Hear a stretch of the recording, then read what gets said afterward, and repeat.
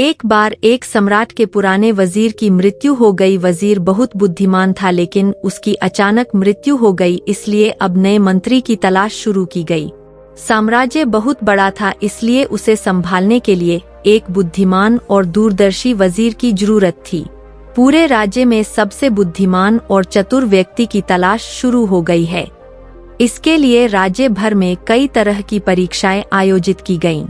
पूरे राज्य से विचारशील और बुद्धिमान व्यक्तियों को चुना गया और फिर उनकी और भी कठिन परीक्षाएं ली गई और अंत में केवल 3 चुने हुए व्यक्तियों को राजधानी लाया गया ताकि सम्राट उनकी अंतिम परीक्षा ले सके। उन तीनों को एक कमरे में रखा गया और इसकी घोषणा स्वयं सम्राट ने की थी कि कल उनकी अंतिम परीक्षा ली जाएगी और जो इसमें उत्तीर्ण होगा उसे राज्य का वजीर घोषित कर दिया जाएगा।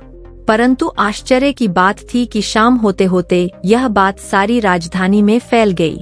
सम्राट कल कौन सी परीक्षा लेने वाला है? सारे शहर में इसी बात की चर्चा होने लगी। सम्राट एक बहुत ही अजीब परीक्षा लेना चाहता था। कल सुबह उन तीनों को महल के एक बड़े कमरे में बंद कर दिया जाएगा और एक बड़ा ताला लगा दिया जाएगा। उस कमरे का दरवाजा, वह ताला उस राज्य के कारीगरों, गणितज्ञों और इंजीनियरों द्वारा बनाया गया था। उस ताले पर कोई चाबी नहीं थी, केवल कानून पर गणित के कुछ अंक लिखे हुए थे और उन अंकों में कोई पहेली छिपी हुई थी। जो उस पहेली को हल कर लेगा वही उस ताले को खोल पाएगा। धीरे धीरे यह बात उन तीनों तक पहुंच गई कि कल उन तीनों को एक कमरे में बंद कर दिया जाएगा और वहां ताला लगा दिया जाएगा। इसकी कोई चाबी नहीं है, बस उस ताले पर गणित के कुछ नंबर खुदे हुए हैं जिसमें एक पहेली छिपी हुई है।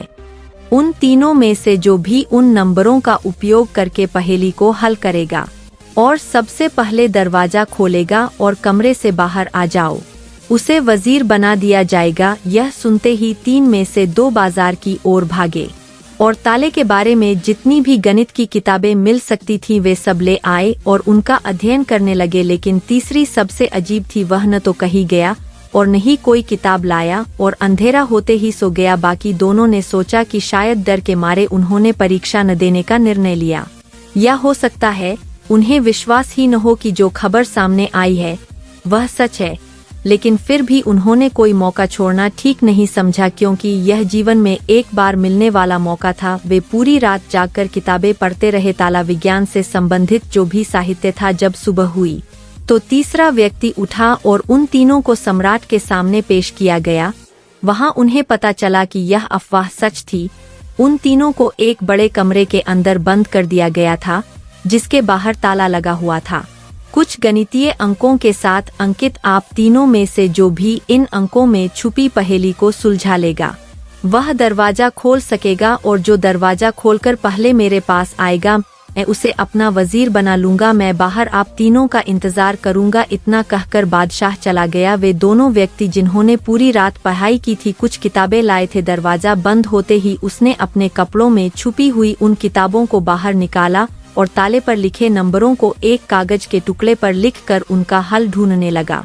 लेकिन तीसरे व्यक्ति ने कुछ नहीं किया। उसने अपनी आंखें बंद कर ली और कमरे के कोने में चुपचाप बैठ गया। उसे बैठा देखकर वे दोनों हंस पड़े और ताना मारते हुए बोले, क्या तुमने हार मान ली? कुछ करो तो कुछ होगा।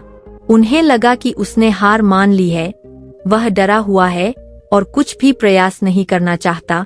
लेकिन उसके मन में शांति थी, स्थिरता उसकी आंखों में झलक रही थी। वह परेशान नहीं लग रहा था, वह बैठा हुआ था। तभी अचानक उसे कुछ सूझा। वह उठकर दरवाजे के पास आया और धीरे से उसे धक्का दिया और क्या, दरवाजा खुला। वह कमरे से बाहर चला गया। लेकिन दोनों आदमी अपनी किताबों में खोए हुए थे। उन्हें पता ही नहीं चला कि तीसरा कमरे से बाहर चला गया है। उन्हें तब पता चला जब सम्राट तीसरे व्यक्ति के साथ अंदर आए और कहा, अपनी ये किताबें बंद करो, जिसे बाहर जाना था वह तो बाहर जा चुका है। यह देखकर वे दोनों दंग रह गए और पूछा, तुम बाहर कैसे निकले? बादशाह ने कहा कि ताला तो बंद नहीं था, क्योंकि बंद ताले तो खोले जा सकते हैं, लेकिन कैसे? क्या तुम वह ताला खोलोगे जो बंद नहीं किया गया है? यह आदमी आप में से सबसे बुद्धिमान है, क्योंकि इसने बुद्धिमान होने का पहला परिचय दिया है। ताले पर लिखे नंबरों को हल करने से पहले यह पता लगाने की कोशिश करता है कि ताला बंद है या नहीं। एक आदमी वास्तव में होशियार है जो किसी भी समस्या को हल करने से पहले यह जांचता है कि जो वह हल करने जा रहा है वह वास्तव में समस्या है या नहीं। तो यह आदमी हमारे राज्य का सबसे चतुर व्यक्ति है। हम इसे अपना वजीर नियुक्त करते हैं। तो दोस्तों, इस कहानी से यही सीखने वाली बात है कि जब भी हमें लगे कि हमारे सामने कोई बड़ी समस्या है तो घबराकर उस समस्या का समाधान ढूंढने की बजाय हमें शांति से सोचना चाहिए कि जो मैं समझ रहा हूँ वह वास्तव में समस्या है या नहीं, या वास्तविक समस्या कुछ और है जो मैं अभी नहीं देख पा रहा हूँ।